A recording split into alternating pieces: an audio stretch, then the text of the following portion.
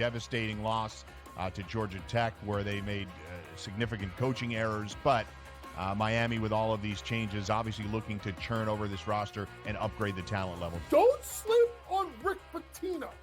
Listen, at the end of the day, the portal is the portal, Mike. Don't matter where you came from, it's where you're going and how much money can you get. Inside the transfer portal, only on SportsGrid. And now you have to qualify in these majors. You got to go do it, man.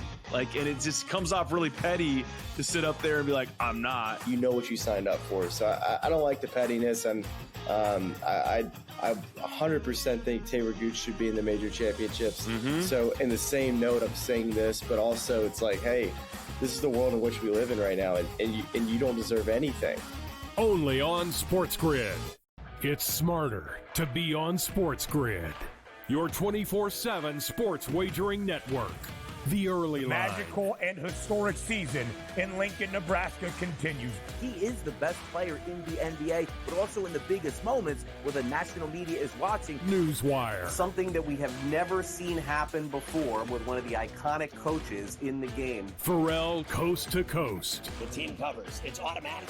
It's every time. Not sometimes. It's every time. Game time decisions. Luka is actually far more dangerous from three on the road this year than at home. This game here tonight, you may want to consider taking as many points as humanly possible. In-game live, prime time. We got not one, but two coaches fired systems in place. Sports Rage Late sort Night. Of has letdown written all over it. It's going to be hard to match the emotion that they played with the other night. It's smarter to be on SportsGrid.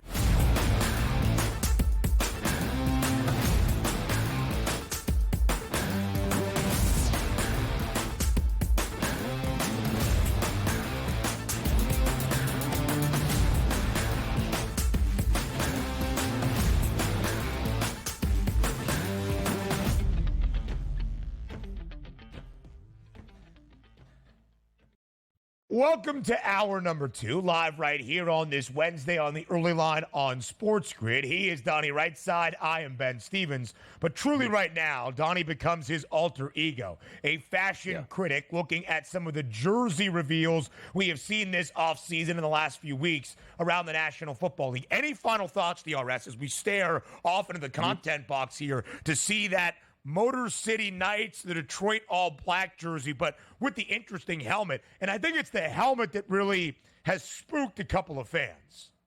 Yeah, because, I mean, when I'm looking at it, like, if you catch that quick glance, like, you always want to know it's your team here. Like, oh, is that a Carolina Panthers sort of like a sort of iteration of a uniform, something in that range? Because you look at the helmet that way. But that uniform will look good on the field. So I got to give a little props. Like, you can swag that out. Like, you wear like the blue gloves with that, you know, throw in a nice little, like, you know, something that could be like a little ensemble before the game. The cleats can look really nice if you got that blue. So I'm feeling this for the Detroit Lions. I am.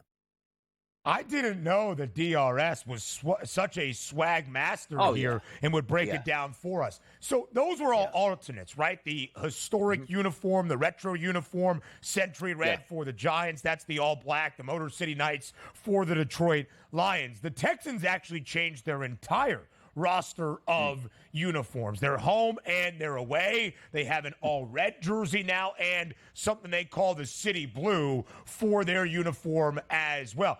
This came out in late April, about a month ago, kind of snuck under the radar in the week leading up to the NFL draft. What do you make of the Texans changing their uniform? For me, DRS, it's almost as though, okay, we're trying to capitalize on some offseason optimism, but you made the playoffs last year when you were not expected to with a rookie head coach and rookie quarterback. If it ain't broke, don't fix it.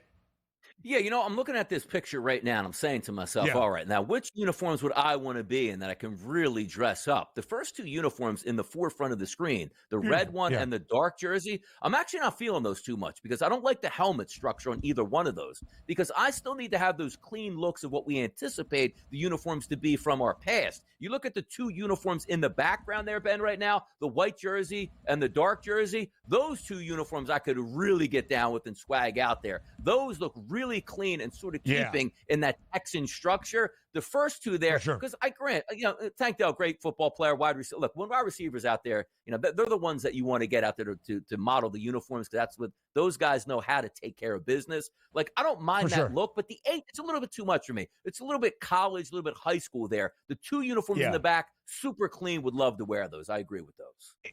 And those are their staple uniforms, the home navy blues, the away white jerseys as well. Subtle changes, but I enjoy the changes for the Houston Texans. All right, 4th and final jersey reveal.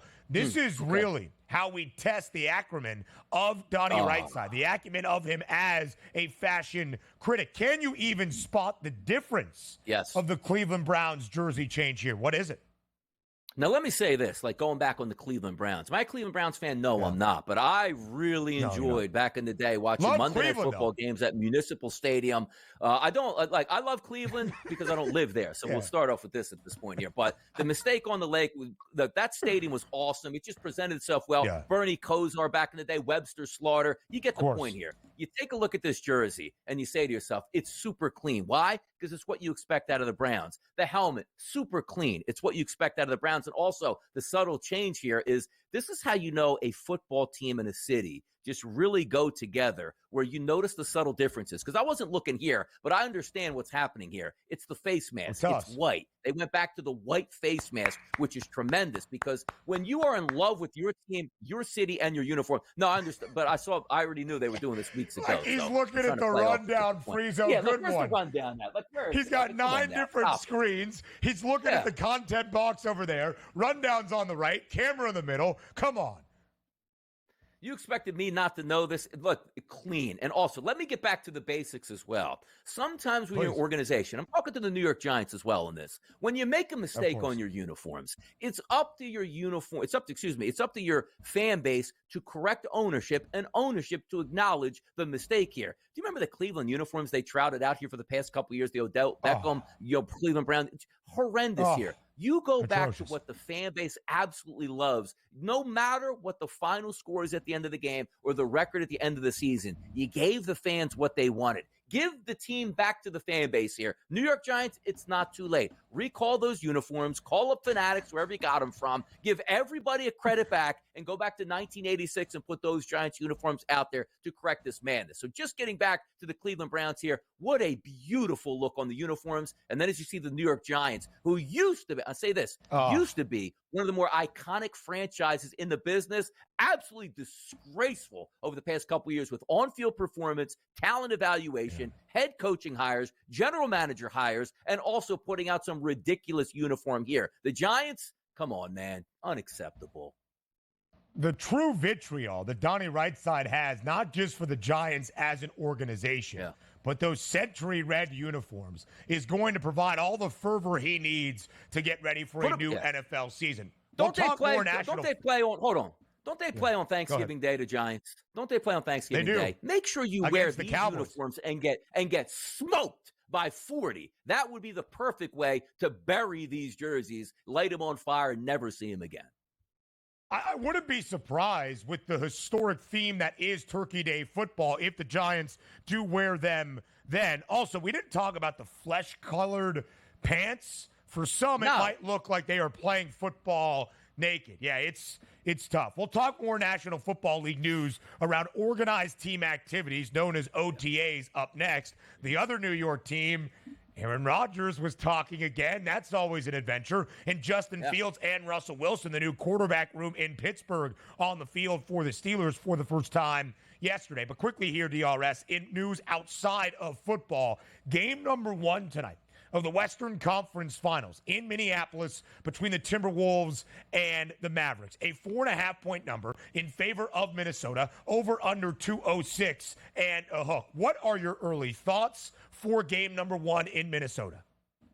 Look, for me, you're trying, it's very hard. Sometimes the sides are very hard here in game number 1, because as we just analyzed the Boston Celtics taking on the Indiana Pacers, I said to myself, Ben, I don't know if I like the side either way, because I actually don't know what I'm getting out of Indiana. And the thought process was, You won Game 7 on the road. You finally got back to the Eastern Conference Finals. Do you take that deep breath, get hammered in game number 1, and then say, okay, now the series has begun. Let's see if we can salvage game number 2. That didn't happen, and they still lost. I have that same sort of look in this series because the Dallas Mavericks, a little bit more rest, handled their business in game number 6. You saw the Minnesota Timberwolves with that big comeback in game 7 on the road to knock out the champions. Is there anything left in the tank for game number 1, or are you ready to start this series? So I'm actually feeling the game number 1 going towards the Mavericks, and I'll take the points here. But again, it's very hard to gauge exactly what we're getting. Look, you're on your home court. You should be excited to play, and you should be ready to go, but you know how exciting that series was and how draining it possibly could be. I think there's a really good chance that the Mavericks can steal game 1, so I'll lean towards the points right out of the gate. I still do believe Anthony Edwards will have the boys rallying with the whole bring you know what to Minnesota and the Twin Cities. A lot of passion for this Minnesota team tonight in Minneapolis. I love Ant's points prop tonight, 27.5 after a down bad game in Game 7. Despite a win for the T-Wolves, Ant was able to joke about his 6-for-24 performance, calling himself effing trash in the press conference. I think Anthony Edwards has a big night. Market working a little bit in those numbers that you saw. 4-point spread in favor of the Timberwolves, 207.5 on the graphic. Updated numbers in the last hour. Add on a hook in favor of Minnesota. Total down by a full point to 206.5. All 4 victories for Minnesota in their 7-game series against the reigning champs in the Nuggets. When they won, total stayed under. 206.5 is not a lofty number by any means, but the Timberwolves butter their bread on the defensive end of the floor. If I think Minnesota is going to win tonight, maybe we see a lack of offense. NFL news around OTA next.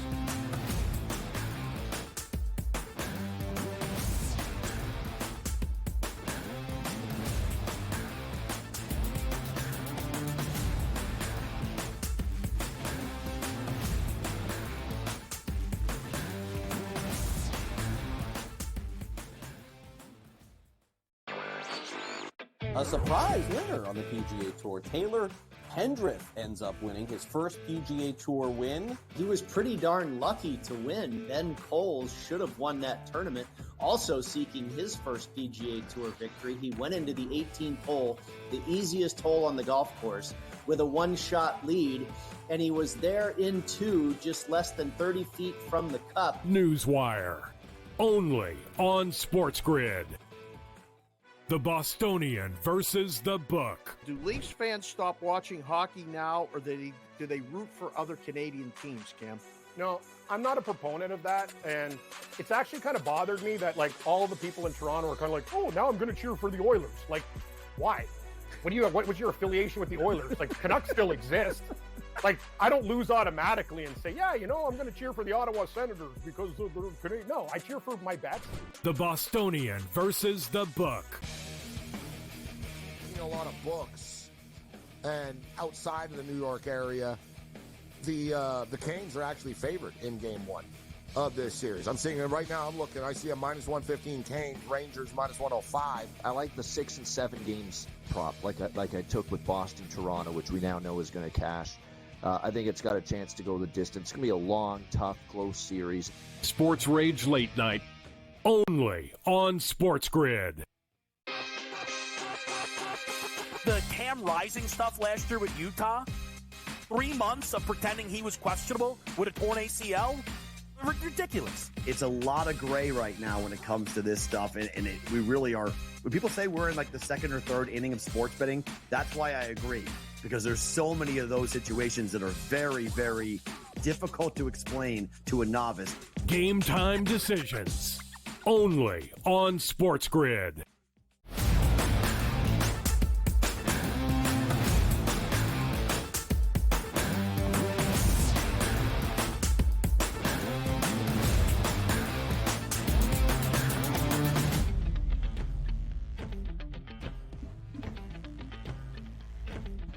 A fun time in the National Football League off-season calendar, as this week we have OTAs, organized team activities, early here in this off-season around the National Football League. And part of it, Donnie, is just seeing guys back in the facility, back on the practice field together in shorts and helmets. It's not all that significant from a football perspective, but the beauty in it is hearing from players and coaches that we haven't really heard from all that frequently in the last few months since the middle of February and the end of the prior NFL season.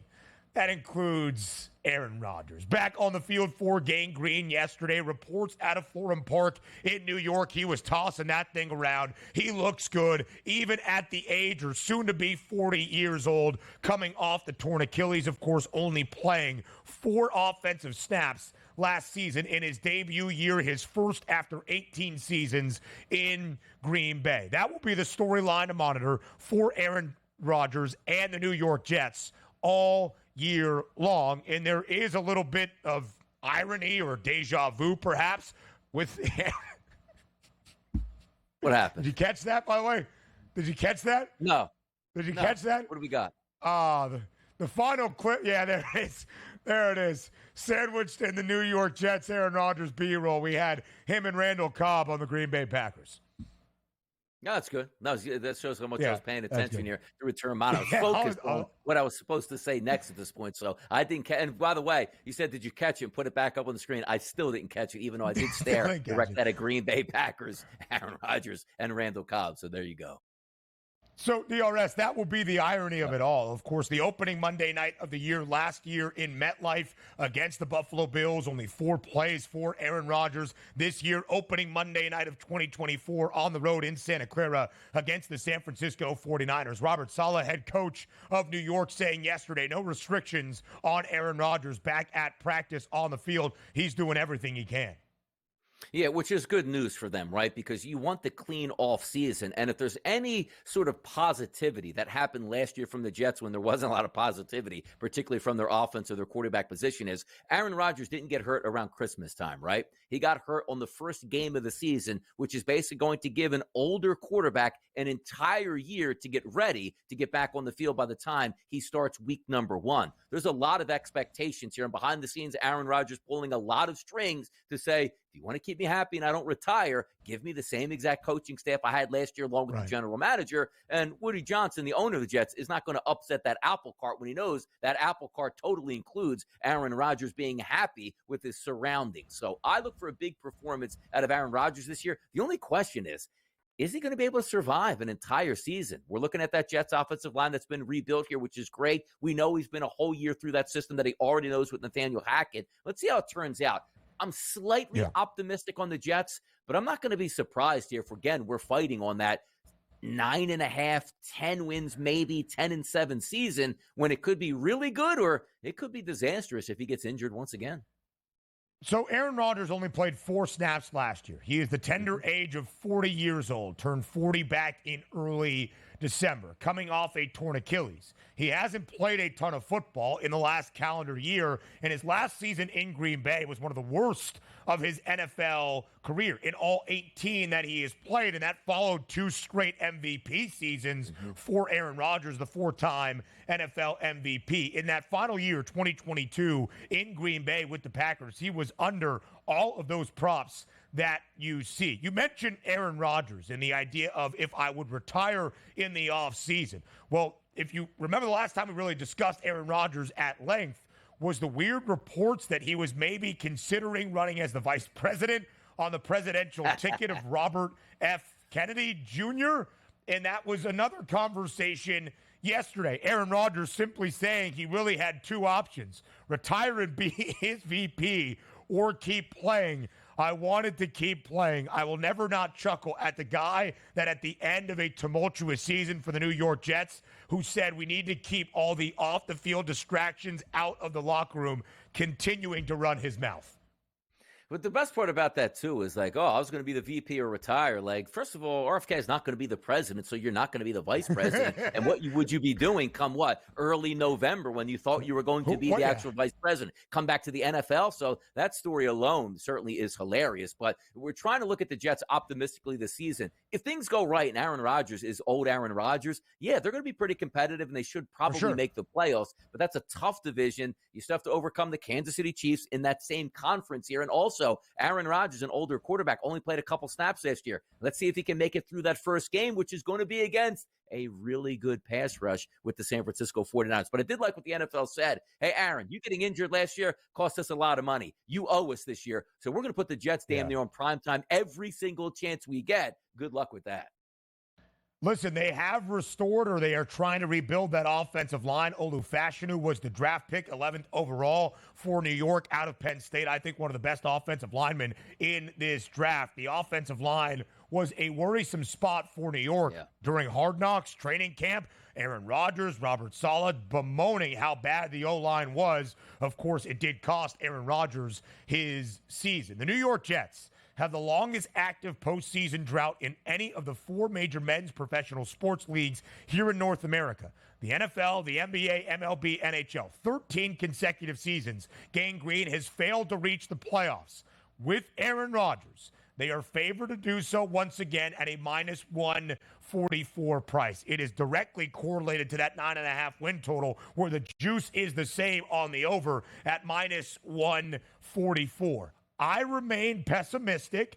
I remain skeptical about the New York Jets getting to the playoffs. But DRS, you seem to be singing a different tune.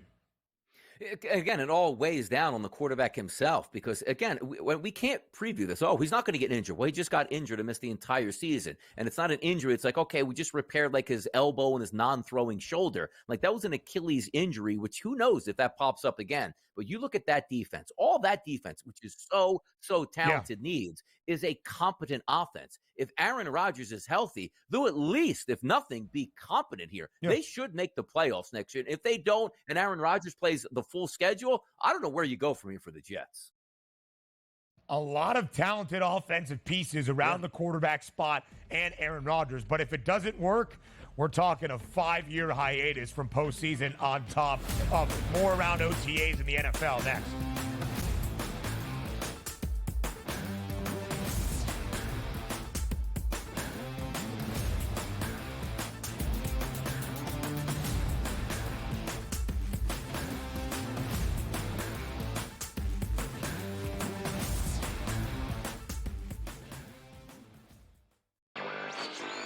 A surprise winner on the PGA Tour. Taylor Pendrith ends up winning his first PGA Tour win. He was pretty darn lucky to win. Ben Coles should have won that tournament. Also seeking his first PGA Tour victory, he went into the 18th hole, the easiest hole on the golf course, with a one-shot lead, and he was there in two, just less than 30 feet from the cup. Newswire, only on SportsGrid. The Bostonian versus the Book. Do Leafs fans stop watching hockey now, or do they root for other Canadian teams, Cam? No, I'm not a proponent of that, and it's actually kind of bothered me that like all the people in Toronto are kind of like, oh, now I'm going to cheer for the Oilers. Like, why? What was your affiliation with the Oilers? Like, Canucks still exist. Like, I don't lose automatically and say, yeah, you know, I'm going to cheer for the Ottawa Senators because they're Canadian. No, I cheer for my bad team. The Bostonian versus the Book. A lot of books, and outside of the New York area, the Canes are actually favored in Game 1 of this series. I'm seeing it right now. I'm looking. I see a minus 115 Canes, Rangers minus 105. I like the 6 and 7 games prop, like I took with Boston, Toronto, which we now know is going to cash. I think it's got a chance to go the distance. It's going to be a long, tough, close series. Sports Rage Late Night, only on SportsGrid. The Cam Rising stuff last year with Utah, 3 months of pretending he was questionable with a torn ACL, ridiculous. It's a lot of gray right now when it comes to this stuff, and we really are. When people say we're in like the second or third inning of sports betting, that's why I agree, because there's so many of those situations that are very, very difficult to explain to a novice. Game time decisions, only on SportsGrid.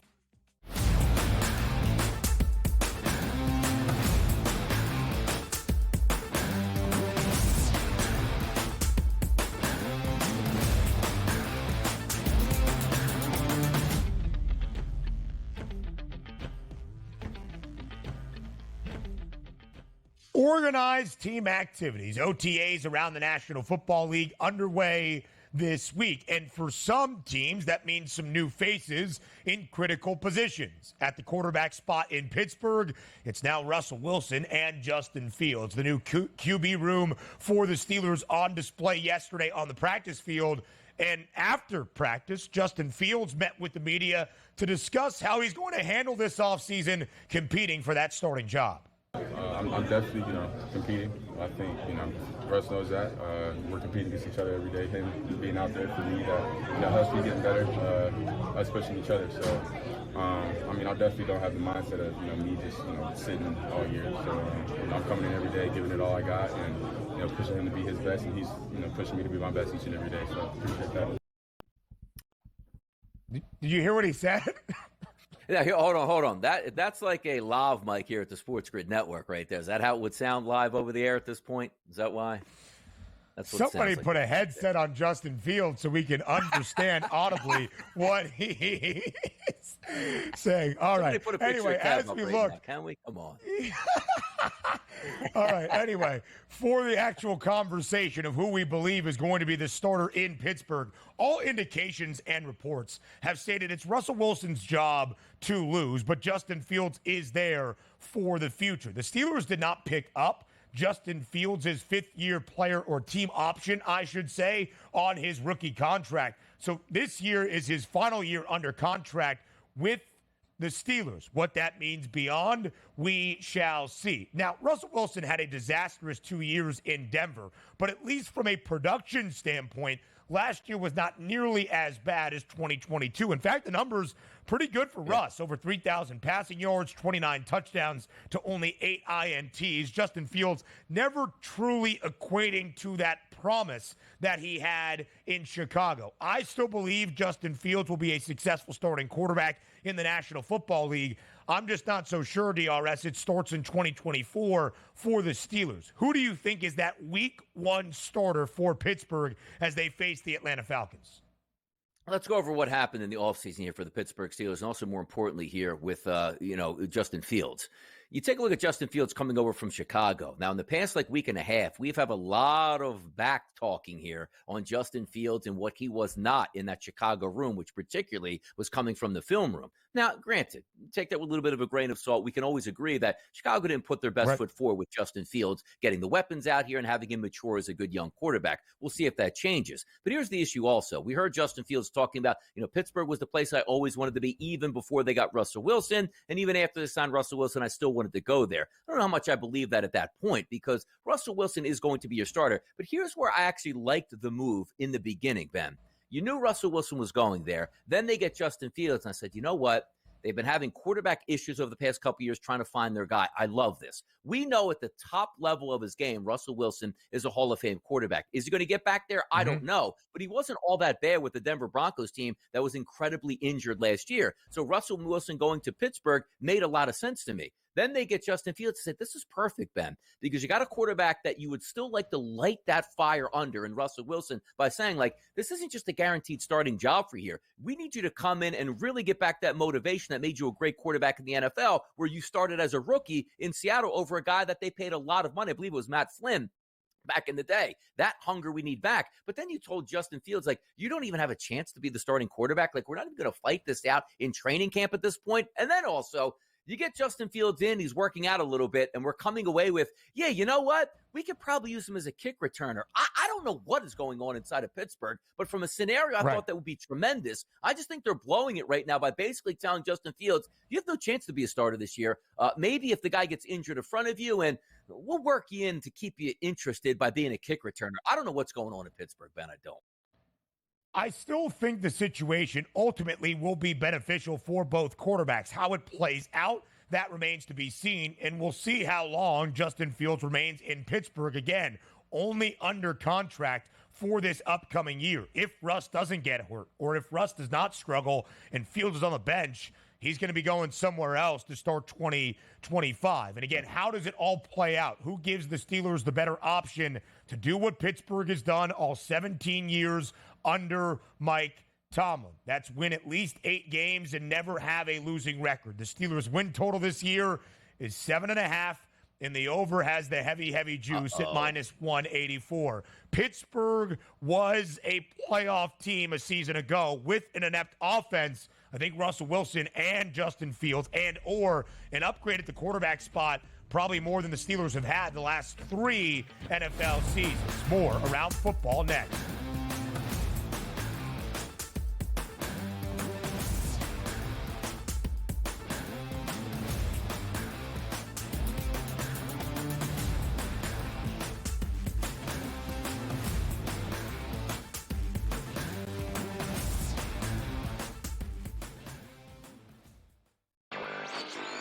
A surprise winner on the PGA Tour. Taylor Pendrith ends up winning his first PGA Tour win. He was pretty darn lucky to win. Ben Coles should have won that tournament. Also seeking his first PGA Tour victory, he went into the 18th hole, the easiest hole on the golf course, with a one-shot lead, and he was there in 2, just less than 30 feet from the cup. Newswire, only on SportsGrid. The Bostonian versus the Book. Do Leafs fans stop watching hockey now, or do they root for other Canadian teams, Cam?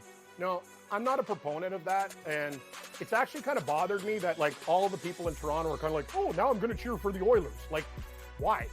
What's your affiliation with the Oilers? Like, Canucks still exist. Like, I don't lose automatically and say, yeah, I'm going to cheer for the Ottawa Senators because they're Canadian. No, I cheer for my bats.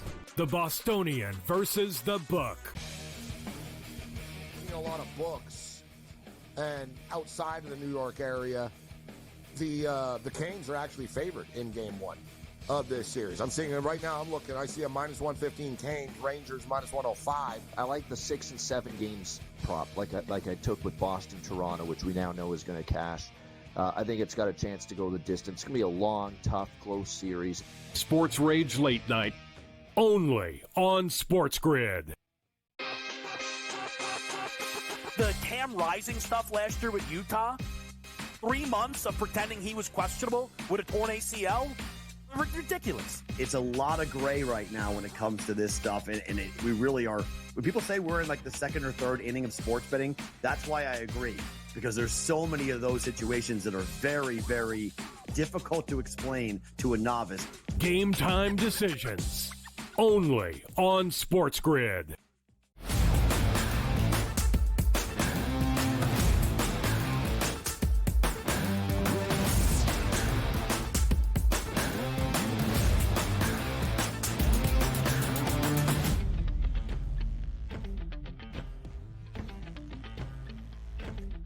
More OTAs talk around the NFL. It is going to be a very interesting year number 2 for the number 1 overall pick of 2023. That is Bryce Young. A disappointing rookie campaign and a ton of chaos in Carolina. His head coach and his entire offensive staff, Frank Reich, and others fired midway through Bryce Young's rookie year. Now stepping in as the head man in Charlotte, it's Dave Canales, the offensive coordinator last year in Tampa, highly regarded as an innovative offensive mind who resurrected the starting quarterback career of Baker Mayfield. Dave Canales saying after the first few days of OTA's practice that Bryce Young has been, quote, fantastic, learning the Panthers' new offense. Now, he did say right after that, we've kept things rather vanilla. There's not a lot to learn at this point, but everything that we have asked Bryce Young, he has mastered as expected.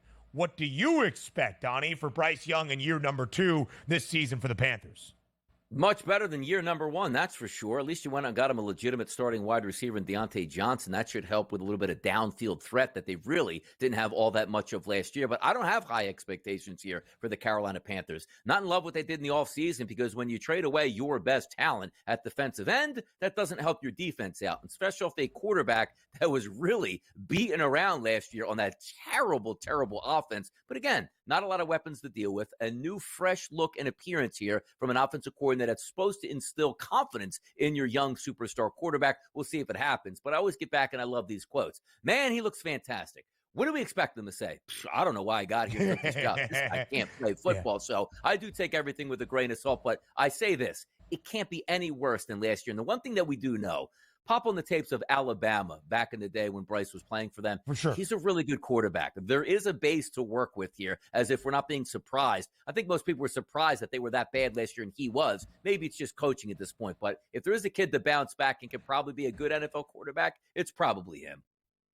Listen, sometimes a situation is so sour, it is more of a detriment to the player than any bit of his skill set or talent. I still believe Bryce Young was the correct selection at first overall and is a supremely talented quarterback. But for a guy in his rookie year that played in 16 games and only threw for over 200 yards 5 times, only more than 250 once. That was a 300-yard and 2-touchdown performance against Green Bay on Christmas Eve.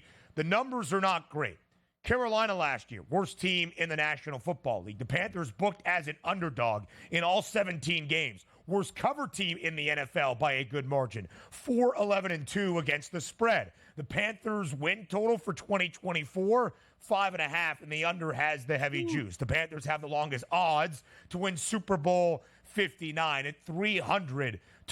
I say all of that because the outlook this year should not be overly optimistic for Bryce Young or Dave Canales or Carolina. But you want to see improvement in the passing stats, in numbers, in command of the offense for Bryce Young. And as a team, even if they're going to win 5-6 games, at least be competitive, booked as an underdog in a ton. What makes it difficult for Bryce Young, I think even further, Donnie, is the fact that the guy that was drafted right after him, C.J. Stroud, ran away with the Offensive Rookie of the Year, led his team to a divisional title and a playoff victory in his first season. That's what makes it tough, because you're really comparing him against a young quarterback that we haven't seen too much of a young quarterback play that well for a team we didn't expect much from for the Houston Texans, and even be in the MVP race come around November time. C.J. Stroud was awesome, so it's a tough bill, because if you are Carolina, what did you watch? Well, if we got CJ, maybe we'd be having this type of rebound. And then the worst case scenario was, well, we stunk so bad that we didn't even get a high draft pick the following year because we traded away for Bryce Young at this point. So hopefully things change around, but it's hard to measure up because CJ Stroud is the outlier. You're not supposed to come in and look like a 10-year vet in your rookie season with a rookie head coach on a team that wasn't expected to do a lot.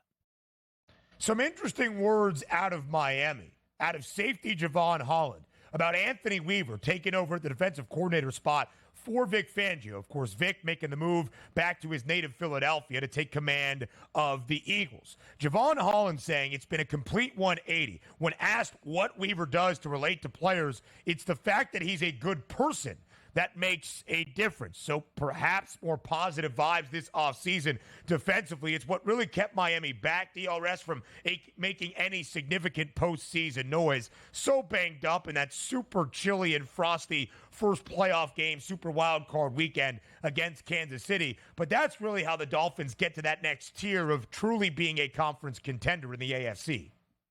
Yeah, they had a lot of changing parts here this season on the Miami Dolphins, which does include some of those coaching staffs. We're worried about the Miami Dolphins. Are they going to sign Tua long-term? How much is that money going to be? But the one thing we do know is that offense should be in full rhythm this year. You just need that defense to stay healthy. Now, getting back to the points here of coaches you don't like or dislike, Vic Fangio is a very good defensive coordinator. A long track record. A lot of people say positive things about him. You're not going to make friends with everybody, but you know what this tells me as a former player, not in the NFL level, but just high school and college, is that the old coach was very hard on them, which means extra practice time, make sure you stay after, watch film at home, and I'm going to keep you longer in these meetings. Then Anthony Weaver comes in and goes, hey, guys, we're not going to do any of that. Let's see if we change it up. Players love that. Players love a player's coach because the player's coach knows what the players wants, sometimes not in their best interest, because you want to make sure it's more of a country club atmosphere to keep the guys healthy and engaged longer, when Vic Fangio is probably that old school guy like, what do you mean? We're not leaving after 3 hours here. We got another game to watch here, so sit back, relax, call your wives and girlfriends. You'll be home late tonight. That's what it sounds like to me right away.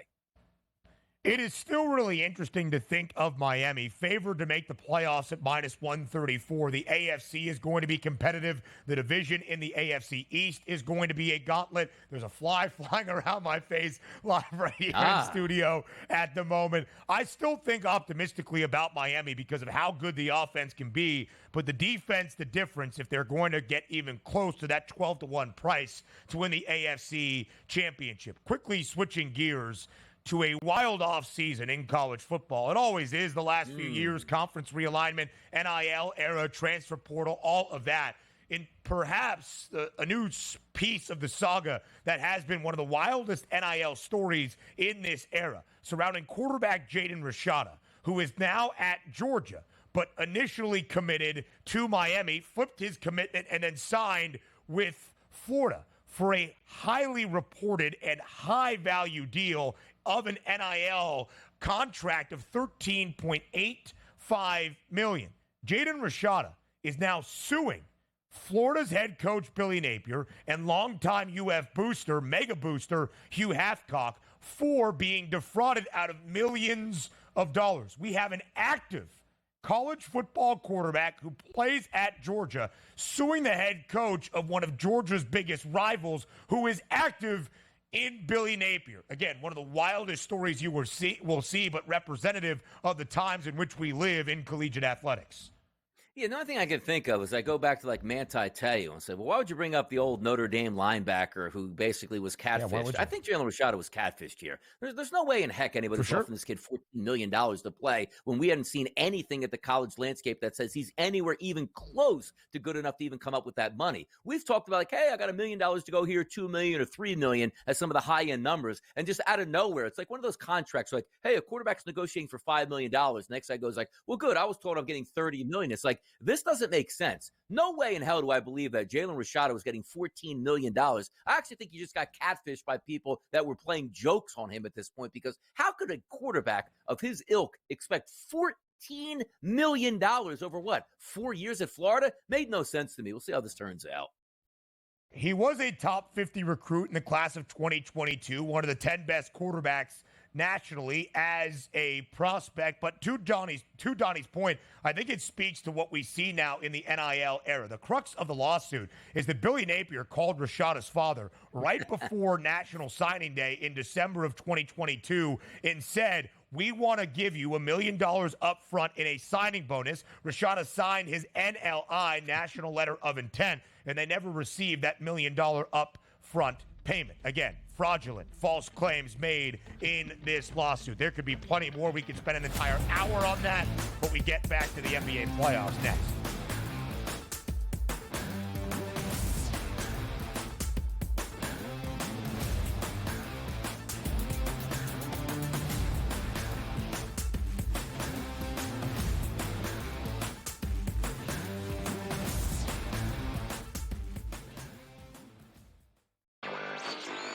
A surprise winner on the PGA Tour. Taylor Pendrith ends up winning his first PGA Tour win. He was pretty darn lucky to win. Ben Coles should have won that tournament. Also seeking his first PGA Tour victory, he went into the 18th hole, the easiest hole on the golf course, with a one-shot lead, and he was there in two, just less than 30 feet from the cup. Newswire, only on SportsGrid. The Bostonian versus the Book. Do Leafs fans stop watching hockey now, or do they root for other Canadian teams, Cam? No, I'm not a proponent of that, and it's actually kind of bothered me that like all the people in Toronto are kind of like, oh, now I'm going to cheer for the Oilers. Like, why? What was your affiliation with the Oilers? Like, Canucks still exist. Like, I don't lose automatically and say, yeah, you know, I'm going to cheer for the Ottawa Senators because of the Canadian. No, I cheer for my bad team. The Bostonian versus the Book. A lot of books, and outside of the New York area, the Canes are actually favored in Game 1 of this series. I'm seeing it right now. I'm looking. I see a -115 Canes, Rangers -105. I like the 6 and 7 games prop, like I took with Boston, Toronto, which we now know is going to cash. I think it's got a chance to go the distance. It's going to be a long, tough, close series. Sports Rage Late Night, only on SportsGrid. The Cam Rising stuff last year with Utah, 3 months of pretending he was questionable with a torn ACL, ridiculous. It's a lot of gray right now when it comes to this stuff, and we really are. When people say we're in like the second or third inning of sports betting, that's why I agree, because there's so many of those situations that are very, very difficult to explain to a novice. Game time decisions, only on SportsGrid.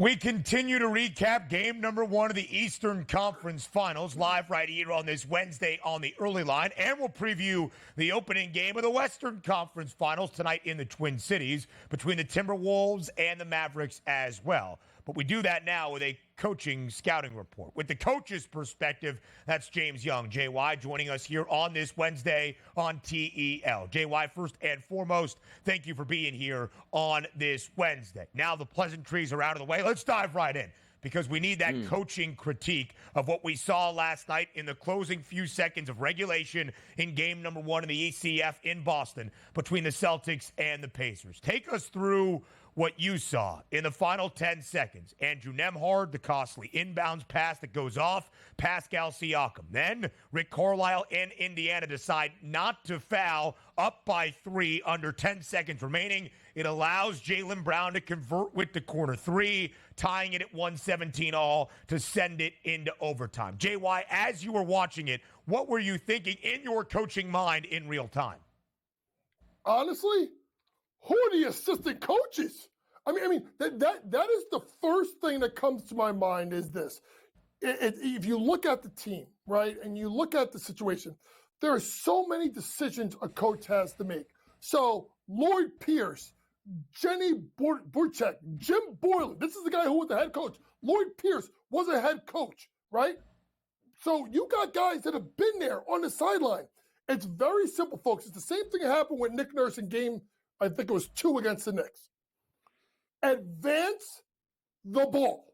You do not want to take the ball out in the backcourt for the simple fact of a turnover or a steal, and it's under your basket you're defending.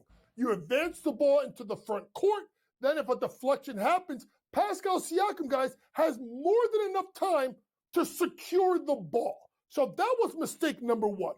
Mistake number 2, and people have gone through this every time this has happened, the up by 3 scenario. It was almost like if you look at the way Jaylen Brown caught the ball, he kind of stopped for a half second. Ben, I think he thought he was about to get fouled. And then he didn't get fouled. He's like, oh, you're not going to foul me? Now I'm going to shoot it. So to me, it was one of those things where you have to, as a coach, have your assistant coaches, especially with Lloyd Pierce and Jim Boylan, 2 experienced guys have been head coaches. One of them has got to go to Rick immediately when that is situation and say, advance the ball. Just advance the ball. Because here's what happens. You take the timeout, you advance the ball, and then you talk to your players about situations. What happens if they steal the ball? What happens this? What happens that? It was just a comedy of errors for an Indiana Pacers team that I said yesterday was going to cover the spread. And I said if there was a game that was going to win, it was game 1. It was literally in your hands, and you guys blew it. The coaches, not the players. That's always tough to watch it, too, because so many just day and age, it's a lot about analytics here. And the analytics of fouling while you're up 3 points with under 10 seconds to go gives you such a key advantage because so many things have to go against you in order to lose that basketball game. Because if you never have a chance to shoot a 3-point shot, how can you make a 3-point shot? That's always the goal. And also, I agree with you, Coach. Even if you were struggling on the inbounds pass, it was a terrible play, just throw the basketball in the front court. It's going to take time off the clock. Even if the Celtics get it, they got to run the length of the court and fire up a 3, and then if you foul with 3 or 4 seconds to go, it's still over at that point. But let's focus on game number 1 and how we get momentum into game number 2. I struggled yesterday, Coach. Like the total in the game, it went over, but I couldn't get a feel for minus 10.5 to take that or lay that at this point. Give me, though, moving forward, Indiana. They should be waking up this morning up 1-0. They're down 0-1. What do we have to look forward to, and what do you tell your team after a game? Do you just put it all on the coach and say, guys, it was my fault? What happens now? Well, first things first, really quick to go back to what you said. Analytics be damned. That's coaching. Sometimes that's the problem with analytics is people think too damn much. Do the smart thing as a coach. And just, who cares about analytics and percentages of if this happens? Just foul the kid and make him make one, miss a second on purpose, and get the rebound and put it back in. End the story with that one. I love you, Donnie. You're still my guy. Now, when you talk about game number 2, to me, I thought about the rust factor with Boston here, early on. If you're Rick Carlisle, it's very simply put, you have to play well, particularly in the first half of game number 2. Because when Boston does not play well in a game, they come out like gangbusters the next game. So Indiana's point is this. You got to keep it close. You got to keep it, let's say, within striking distance in the first half. So if you like Indiana, folks, this could be a first half thing you look at. Now, if you look at, obviously, the spread for the series, now -2.5 is -205 because we all figured there was one game that Boston was going to give away. Well, it probably was the one that was played last night. So we'll see some adjustments here. But also you got to realize this. Halliburton hits 2 crazy shots, and the quarters, like, they had a lot of things break really, really right for them. Jason Tatum, great, disappears, then shows back up. If you're Indiana, you got to play better, especially early in the game. Try and play with the lead. I thought the Pacers would force at least 6 games in this series.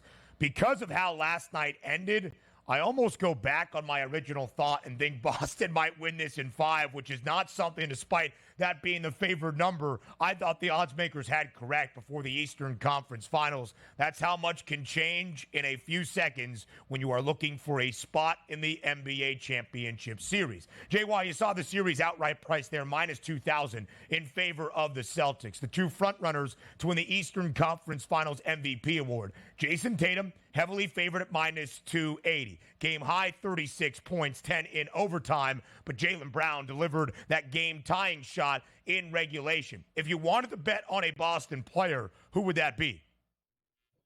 It would be Tatum, but I can't do it. So I'm going to just play Tatum by game.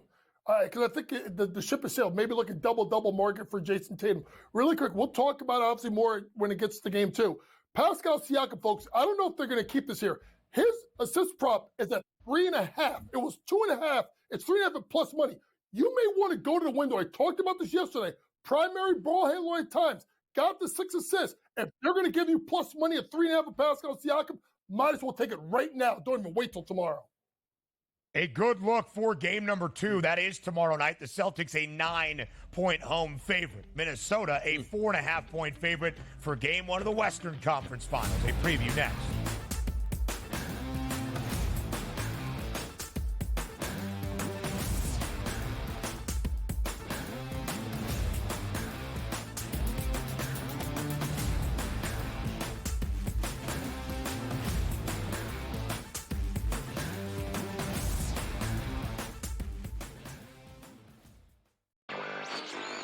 A surprise winner on the PGA Tour. Taylor Hendrick ends up winning his first PGA Tour win. He was pretty darn lucky to win. Ben Coles should have won that tournament. Also seeking his first PGA Tour victory, he went into the 18th hole, the easiest hole on the golf course, with a 1-shot lead, and he was there in 2, just less than 30 feet from the cup. Newswire, only on SportsGrid. The Bostonian versus the Book. Do Leafs fans stop watching hockey now, or do they root for other Canadian teams, Cam?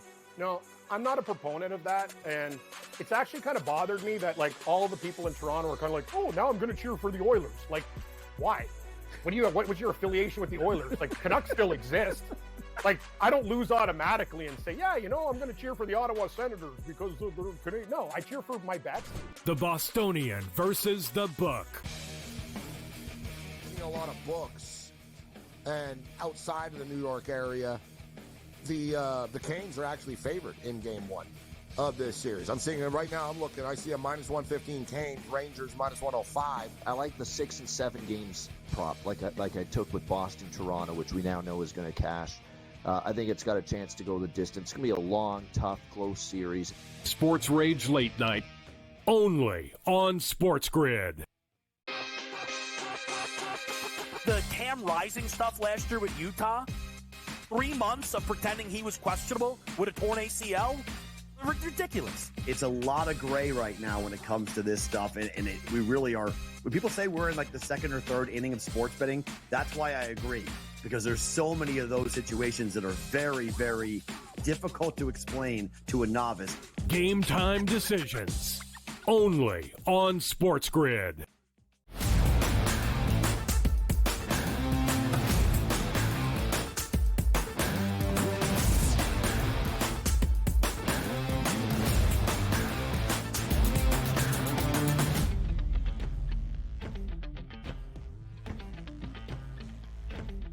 To Minneapolis we go for game number 1 of the 2024 Western Conference Finals tonight in the Twin Cities. The Timberwolves will host the Dallas Mavericks. JY joins us for a second consecutive segment to preview and break down the opening game of the WCF. Minnesota booked as a 4.5-point favorite. Some moving markets on this Wednesday morning. Total has dropped as well, now down to 206.5 on the FanDuel Sportsbook. JY, as you look at the game, first and foremost, from the scouting report perspective, what's the key matchup to take advantage of tonight?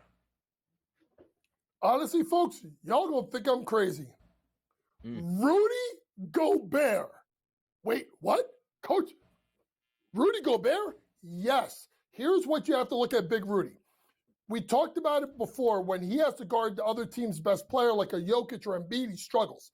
This is a favorable matchup for Rudy, being that he's guarding guys in Gafford and Lively who hang around the basket. Rebounds will be premium, but also points. I could see a scenario where he plays extremely well. His points prop is at 12.5. His rebounds is at 12.5. I could think you could do it a couple of ways. You want to take the points? I have no problem with doing so. Over 10 of his last 15 games, he's gotten to this mark. Head-to-head, 4 out of his last 6 versus Minnesota. You want to look at the rebound prop at plus 12.5. But like I said, hanging around the basket. 9 out of his last 15. 3 out of the last 6 versus Minnesota, versus Dallas. So I think Rudy Gobert is where I'm looking at, Ben, in regards to the matchup. Also, think about this. I'm going to go flip side here and go against Derek Lively, right? You got to think about this. Minnesota, number 6 in the NBA. And rebounding percentage, right? Versus the 23rd in Dallas. Rudy Gobert is going to play a pivotal point in the series because of his ability to score and rebound and also defensively be around the basket.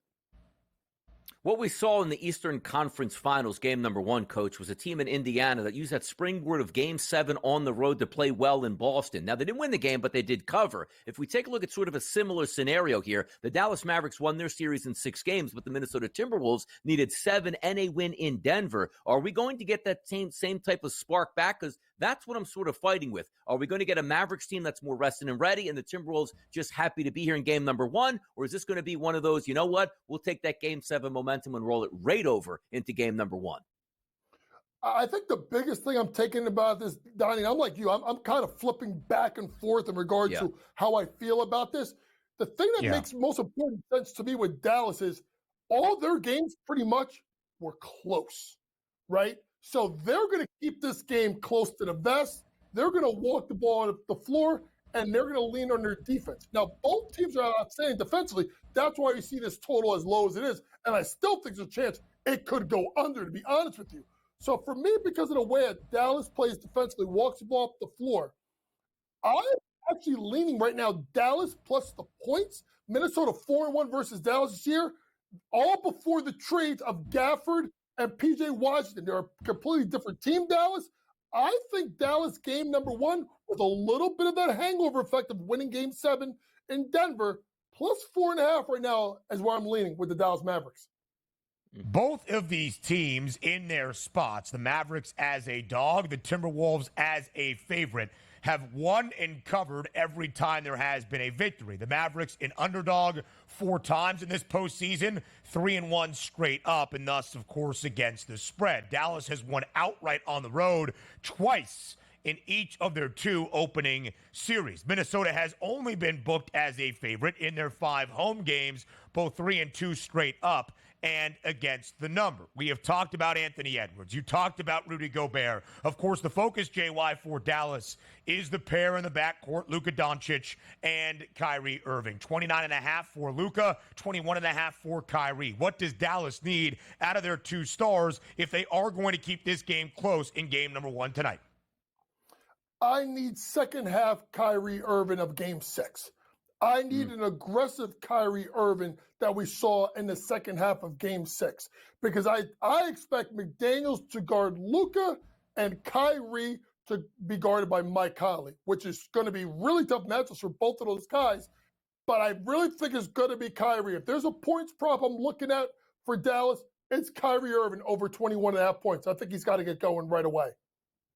JY, the scouting report on this Wednesday. We appreciate the time as always. Game 1 tonight in Minneapolis between the Timberwolves and the Mavericks in the Western Conference Finals. You see him getting ready. He's crossing over. He's stepping back. The shot.